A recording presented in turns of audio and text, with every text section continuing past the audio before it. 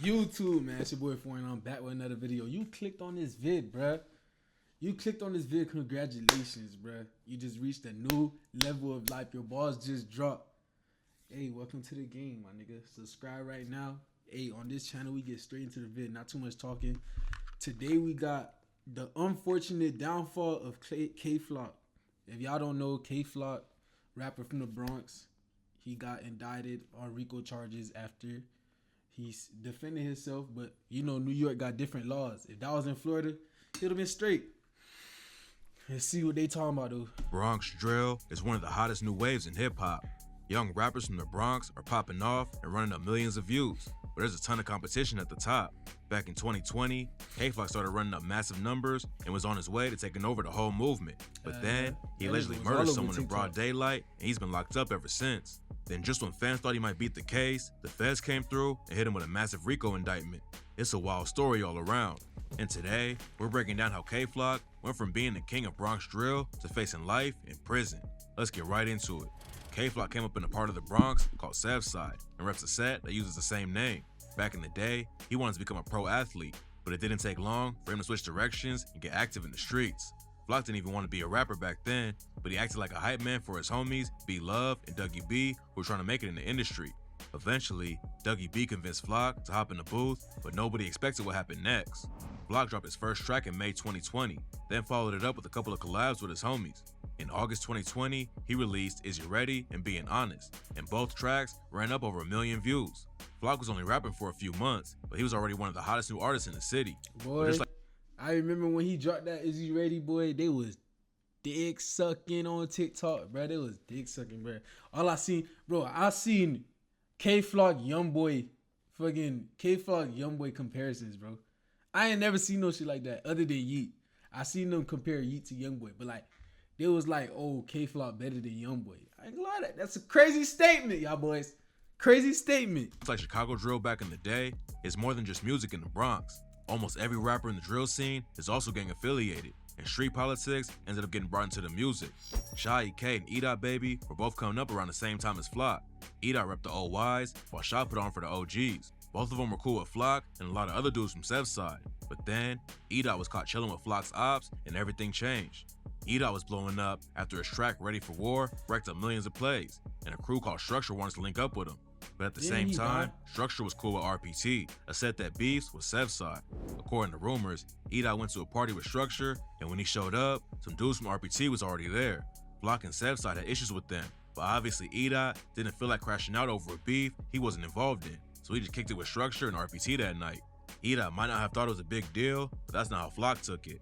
They had been cool for a minute, but after E-Dot was sparred with RPT, Flock considered him an op forever. It also caused a split between Shy and Kay Flock, because Shy was still rocking with E-Dot. A lot of people think most of the violence going on in the Bronx right now can be traced back to the night E-Dot chilled with Structure and RPT. Flock and E-Dot started sending disses back and forth, which just turned the situation up even more. On the track Clickin', Flock said, "Why these is actors? I shoot like the Raptors, gang in the back, and they blitz like the Packers. You don't shoot like Kobe, you play for the Lakers." Then E-Dot clapped back with the track called Geek and said, like, "No, I don't play for the Lakers. Like, I'm a gangster taking them risks. Southside K, all that shit to my." But while Flock was going after his old homies and allegedly sparking a huge wave of violence, he was also blowing up in the mainstream at a fast pace. In October 2021, he linked up with Lil TJ and Fabio Foreign on the track Not in the Mood, which hit number 61 on the Billboard Hot 100. He kept it pushing in November and dropped his debut mixtape and was named Hip Hop Rookie of the Month by Billboard. Flock wasn't just popping off in New York, he was looking like the first Bronx drill artist who could take over the whole game. But unfortunately, he didn't leave the streets behind, and his beef with E-Dot was getting worse by the day. Both sides had their homies jumping into the beef. Then, in December 2021, Kay Flock allegedly killed E-Dot's friend Waka outside of a barbershop in the middle of the day. When the police reports first I ain't know that was E-Dot friend. I thought it was just some random nigga he had beef with. Alright, now it's starting to add up now. Let's see what they broke, tell. they said Kay Flock spotted Waka in the barbershop and decided to check him. He opened the door and asked Waka what he was looking at. Then Waka walked over to him and they started fighting. According to the initial reports, Flock turned around to leave, then spun back around and shot Waka in the neck and back. The cops released a photo of the shooter that was caught by a surveillance camera. In the photo, you can see a dude rocking a Montclair coat, Amiri jeans, and a pair of Jordans that hadn't even been released yet. At first it looked like Flock threw on a bunch of designer and went out looking for problems, but then footage came out that proved the cops' original report was completely wrong. Surveillance footage leaked online that showed Flock walking past the barbershop without stopping or saying anything to someone inside. After he went by, Walker came out of the shop and started following him. It's not clear what happened next because the shooting wasn't captured by the camera, but obviously the cops had the situation twisted. Look how niggas died, bro. Bro is not paying you no attention. You want to go all the way outside and go tweak with kid. Now he popped your dumb ass. And now you dead. Should have stayed your ass in that barbershop, booty. Turned himself in on the murder charge, but his legal team is helping him claim that it was self-defense.